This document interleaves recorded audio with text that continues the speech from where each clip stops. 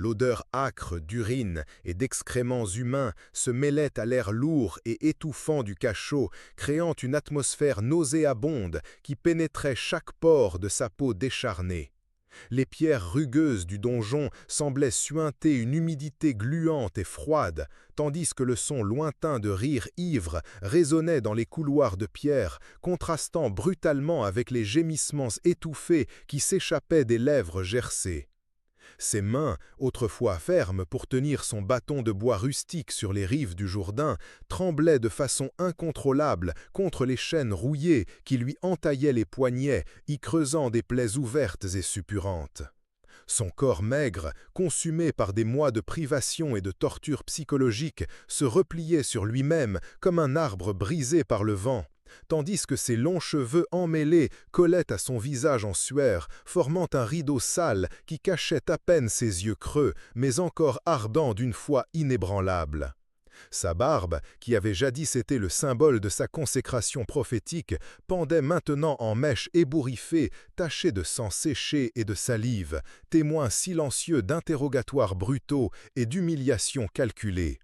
Même là, dans ce trou de désespoir, où la lumière du soleil ne parvenait jamais, où le bruit des chaînes était la seule musique que ses oreilles connaissaient depuis des mois, où la faim rongeait ses entrailles comme un animal affamé, sa voix murmurait encore des prières en araméen, des mots qui coulaient comme de l'eau cristalline au milieu de cette putréfaction, des mots qui étaient à la fois supplication et louange. Mais comment un homme qui baptisait des foules sous le soleil doré de Judée en est-il arrivé à une fin aussi terrible et désolée? L'histoire de Jean avait commencé bien avant sa naissance, lorsqu'il n'était qu'une promesse chuchotée aux oreilles de deux cœurs désespérés qui avaient déjà abandonné tout espoir de descendance. Zacharie, prêtre du temple de Jérusalem, un homme âgé dont les mains calleuses connaissaient chaque rituel sacré, chaque prière matinale, chaque geste liturgique qui reliait le peuple élu au Très-Haut, arpentait les couloirs de marbre du temple avec le poids de la stérilité gravé dans son âme comme une cicatrice profonde. Élisabeth, son épouse, une femme de vertu irréprochable, dont le ventre restait vide comme un désert sans pluie, pleurait en silence les larmes amères de la femme qui ne pouvait perpétuer la lignée sacrée.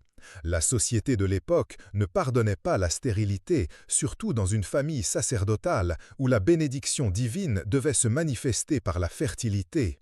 Des murmures malveillants résonnaient dans les ruelles de Jérusalem, des spéculations cruelles sur quel péché caché avait mérité un tel châtiment céleste, quelle transgression secrète avait fermé le ventre d'Élisabeth et rendu stérile la semence de Zacharie. Mais c'est précisément dans ce contexte de désespoir et d'humiliation sociale que l'intervention divine s'est manifestée de manière extraordinaire. Pendant l'un de ses services réguliers au temple, alors que l'encens s'élevait en spirale parfumée devant l'autel sacré et que les prières matinales emplissaient l'air de leur solennité ancestrale, Zacharie connut une vision qui allait changer non seulement sa vie, mais le cours de l'histoire humaine. L'ange Gabriel, messager céleste dont les paroles avaient le pouvoir de modifier les destins et d'inaugurer des ères, lui apparut avec une promesse qui défiait toutes les lois naturelles et toutes les attentes humaines. Élisabeth concevrait un fils dans sa vieillesse, un fils qui serait grand devant le Seigneur, qui ne boirait ni vin ni boisson fermentée, qui serait rempli du Saint-Esprit dès le ventre maternel, qui convertirait beaucoup de fils d'Israël au Seigneur leur Dieu, qui marcherait devant le Messie dans l'esprit et la puissance d'Élie pour préparer un peuple disposé pour le Seigneur. L'incrédulité de Zacharie face à une telle promesse lui coûta la voix jusqu'à la naissance de l'enfant. Un silence forcé qui servit autant de punition pour sa méfiance que de préparation contemplative au miracle à venir. Pendant des mois, Élisabeth portait dans son ventre âgé l'enfant promis, sentant chaque mouvement comme une confirmation de la fidélité divine, chaque coup comme un rappel que Dieu n'était pas limité par les limitations humaines, chaque instant de la grossesse comme une restauration de sa dignité perdue face à la communauté qu'il avait jugée maudite. La naissance de Jean fut célébrée non seulement par la famille, mais par tout le voisinage, qui reconnut en cet événement un signe sans équivoque de la bienveillance divine. Lorsque Zacharie retrouva sa voix au 8e jour, lorsque la circoncision de l'enfant, ses premiers mots furent de louange et de prophétie, déclarant que cet enfant serait appelé prophète du Très-Haut, qu'il marcherait devant le Seigneur pour préparer ses voies, pour donner à son peuple la connaissance du salut par la rémission de ses péchés. Les paroles prophétiques de Zacharie résonnaient sur les montagnes de Judée comme une proclamation officielle qu'une nouvelle ère était en train de naître, que cet enfant serait le précurseur de quelque chose de bien plus grand que ce que l'esprit humain pouvait pleinement comprendre. Jean grandit dans le désert, loin des contaminations de la civilisation urbaine, loin des séductions du pouvoir politique et religieux établi, loin des tentations qui corrompaient tant de fils d'Israël. Son éducation fut fournie par la nature sauvage elle-même, ses leçons apprises dans l'observation des cycles naturels, sa spiritualité façonnée par le silence contemplatif des espaces ouverts où seul Dieu pouvait être entendu sans interférence. Le désert de Judée, avec ses rochers escarpés qui brillaient comme du bronze sous le soleil implacable, avec ses vallées profondes où résonnaient les cris des aigles, avec ses nuits étoilées où le ciel semblait toucher la terre, devint son école théologique, son séminaire spirituel, son université mystique. Là, sous la protection invisible mais constante du Saint-Esprit, Jean apprit des leçons qu'aucune institution humaine ne pouvait enseigner. Il comprit que la vraie force ne résidait pas dans les muscles, mais dans la conviction intérieure. Il apprit que la vraie sagesse ne se trouvait pas dans les rouleaux des scribes, mais dans la contemplation directe de la majesté divine manifestée dans la création. Il comprit que la vraie autorité ne dérivait pas de positions hiérarchiques, mais de l'authenticité spirituelle et du courage moral. Il comprit que la vraie richesse ne consistait pas dans l'accumulation de biens matériels, mais dans la pauvreté volontaire qui libérait l'âme pour des vols plus hauts. Son alimentation se composait de criquets et de miel sauvage, un régime qui paraissait grotesque aux standards citadins, mais qui représentait un choix délibéré de simplicité radicale et de dépendance totale à la providence divine. Chaque criquet mâché était une déclaration d'indépendance des structures économiques oppressantes. Chaque goutte de miel sauvage était une communion avec la douceur naturelle que Dieu avait créée pour soutenir ses enfants fidèles. Son vêtement de poil de chameau, retenu par une ceinture de cuir, n'était pas seulement une question de praticité dans l'environnement désertique, mais une identification consciente avec Élie, le prophète qui avait confronté les pouvoirs établis de son époque avec un courage surnaturel. Si cela vous touche, abonnez-vous maintenant. Beaucoup d'autres vidéos arrivent. Lorsque Jean émergea finalement du désert pour commencer son ministère public, son apparence causa un impact viscéral sur tous ceux qui le rencontrèrent. Ce n'était pas seulement son apparence physique inhabituelle qui attirait l'attention, mais quelque chose de beaucoup plus profond et troublant, l'autorité spirituelle qui émanait de chaque geste, de chaque parole, de chaque regard. Ces paroles n'étaient pas simplement des enseignements religieux conventionnels, mais des déclarations prophétiques qui tranchaient comme des épées acérées à travers les prétentions et les hypocrisies d'une société spirituellement endormie. Lorsqu'il criait sur les rives du Jourdain, appelant le peuple au repentir, sa voix résonnait comme le rugissement d'un lion, réveillant les consciences engourdies, confrontant les péchés cachés, exposant les injustices systématiques. Des foules affluèrent de toutes les régions de la Palestine pour l'entendre et être baptisés par lui.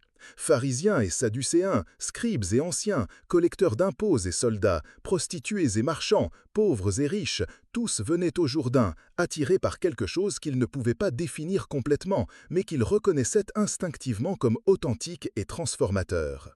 Le baptême que Jean administrait n'était pas seulement un rituel symbolique, mais une expérience de mort et de résurrection, une immersion littérale et métaphorique dans les eaux qui représentait à la fois la purification des péchés passés et l'engagement vers une vie radicalement nouvelle. Mais c'est précisément cette popularité croissante et cette influence spirituelle indéniable qui commencèrent à inquiéter les autorités établies. Hérode Antipas, tétrarque de Galilée et fils du terrible Hérode le Grand, observait avec une inquiétude croissante la foule qui se rassemblait autour du prophète sauvage. Ce n'était pas seulement une question de jalousie politique, bien qu'il y en ait certainement eu aussi, mais une perception aiguë que Jean représentait un type de leadership qui ne pouvait être contrôlé, manipulé ou corrompu par les mécanismes habituels du pouvoir temporel. Hérode était un homme consumé par ses propres passions, un dirigeant qui avait sacrifié tout vestige d'intégrité morale sur l'autel de la convenance politique. Son mariage avec Hérodiade, ex-épouse de son propre frère Philippe, était non seulement un scandale personnel, mais une violation flagrante de la loi mosaïque qui interdisait explicitement de telles unions incestueuses. Pour la mentalité juive de l'époque, une telle transgression n'était pas seulement un péché privé, mais une profanation publique qui contaminait toute la communauté et attirait la colère divine sur la nation entière. Jean ne pouvait pas rester silencieux face à une telle abomination. Sa conscience prophétique, façonnée par des décennies de communion intime avec le Très-Haut, le contraignait à dire la vérité, quelles que soient les conséquences personnelles.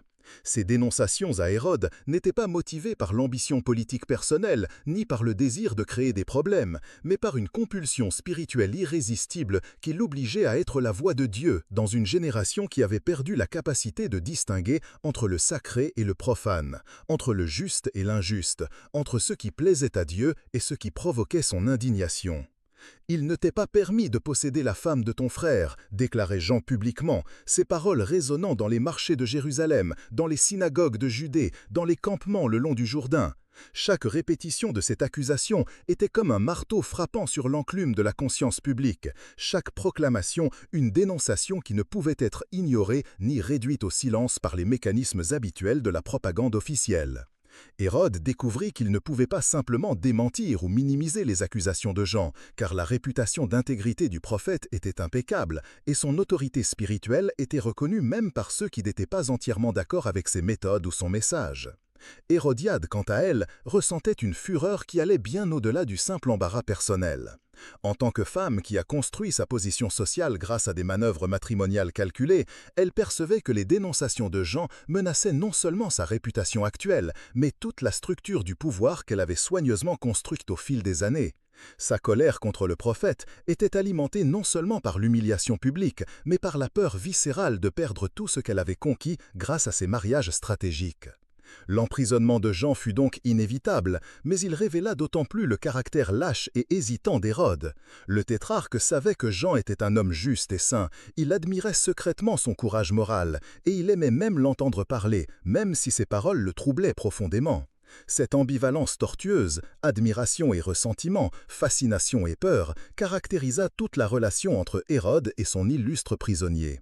Hérode n'osait pas tuer Jean directement, tant par peur de la réaction populaire que par une superstition primitive qui l'avertit contre le fait de verser le sang d'un vrai prophète. Jean prisonnier à la forteresse de Rochebrune. Jean fut donc jeté à la forteresse de Rochebrune, une prison perchée sur une falaise désolée à l'est de la mer Morte, un lieu où le vent hurlait sans cesse à travers les pierres, où la chaleur du jour était étouffante et le froid de la nuit pénétrait jusqu'aux os.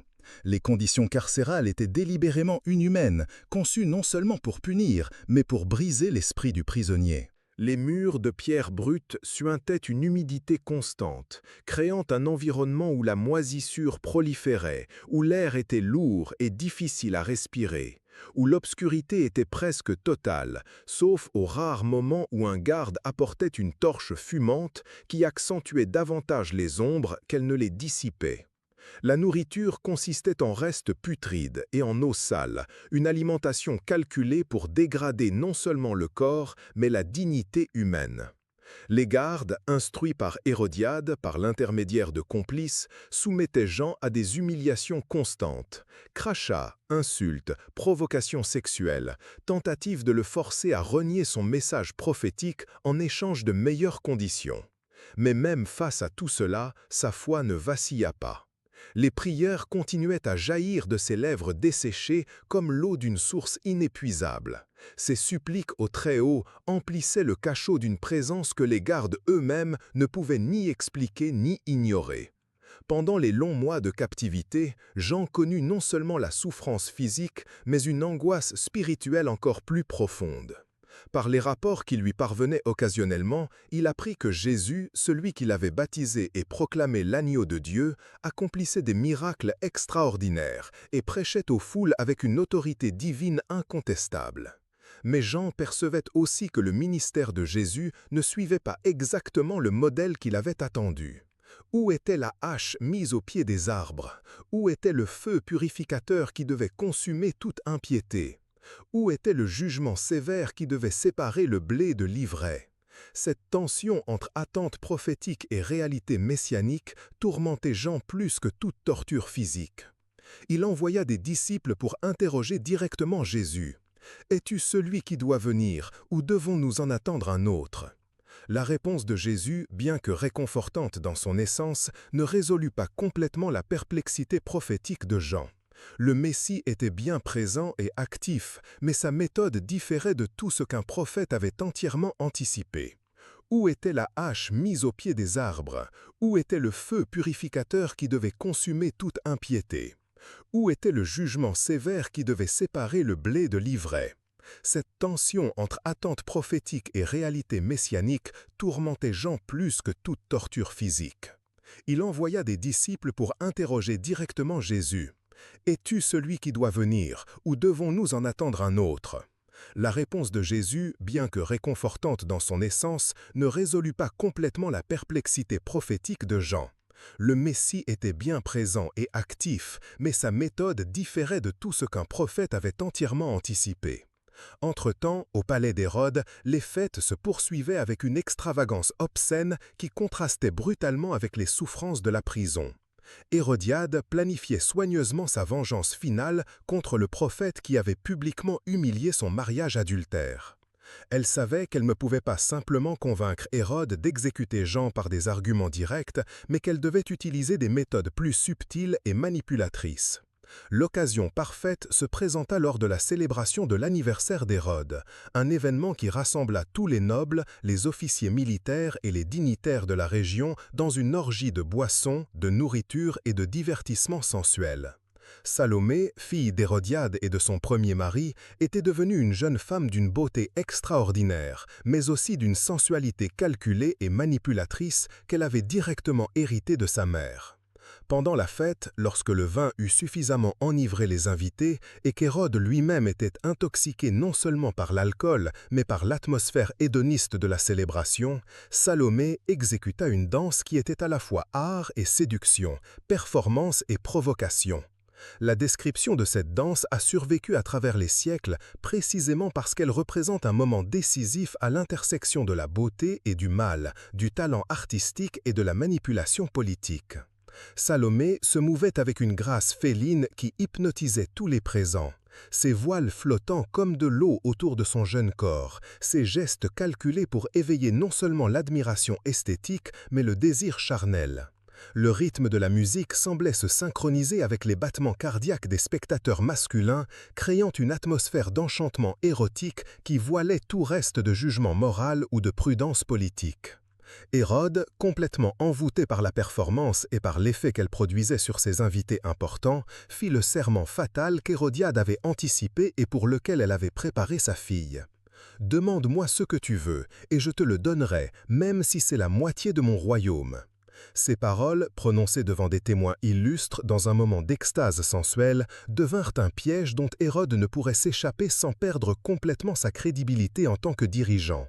Salomé, suivant les instructions préalablement reçues de sa mère, n'hésita pas et ne manifesta aucune perturbation émotionnelle en formulant sa demande terrible. « Je veux que tu me donnes immédiatement sur un plateau la tête de Jean-Baptiste. » Le silence qui suivit ces paroles fut chargé d'une tension presque insupportable. Hérode comprit immédiatement qu'il avait été magistralement manipulé, que sa propre luxure avait été utilisée comme instrument pour le forcer à commettre un acte que sa conscience rejetait viscéralement. Mais la pression sociale et politique était irrésistible. Un liant le serment devant de tels témoins signifierait non seulement une humiliation personnelle, mais une perte d'autorité gouvernementale. Un dirigeant qui ne respectait pas ses paroles publiques ne pouvait espérer être respecté ni obéi par ses sujets. Hérode se retrouva pris au piège qu'il avait tout simplement construit par sa faiblesse morale et sa susceptibilité à la manipulation féminine. De retour au cachot, Jean perçut par de subtils signes que quelque chose de définitif approchait. Les gardes semblaient plus nerveux, chuchotant entre eux avec une urgence qu'ils n'avaient pas manifestée auparavant, évitant tout contact visuel avec le prisonnier.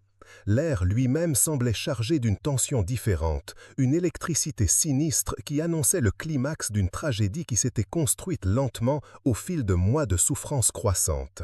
Lorsque Jean entendit enfin les pas lourds résonner dans le couloir de pierre, lorsqu'il vit la lumière de la torche s'approcher de sa cellule, lorsqu'il comprit que le garde portait quelque chose qui brillait métalliquement dans la pénombre, il ne manifesta ni peur ni désespoir. Son corps était fragile, mais son âme était déjà éternelle. Les chaînes qui entravaient ses poignets n'étaient que des symboles temporaires d'une liberté qu'aucune autorité terrestre ne pouvait véritablement confisquer. Sa voix, qui avait proclamé la venue du royaume de Dieu aux foules, s'éleva une dernière fois en prière, non pour demander la liberté physique, mais pour remettre son esprit à Dieu, qu'il avait servi avec une fidélité inébranlable depuis le sein maternel. L'acte final fut exécuté avec une brutalité qui reflétait non seulement la lâcheté d'Hérode, mais la malveillance calculée d'Hérodiade. Il ne suffisait pas de simplement exécuter le prophète.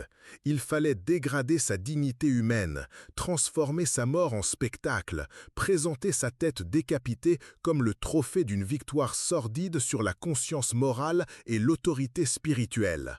Salomé reçut la tête de Jean sur un plateau d'argent, comme s'il s'agissait d'un mets exotique servi pour le divertissement des invités.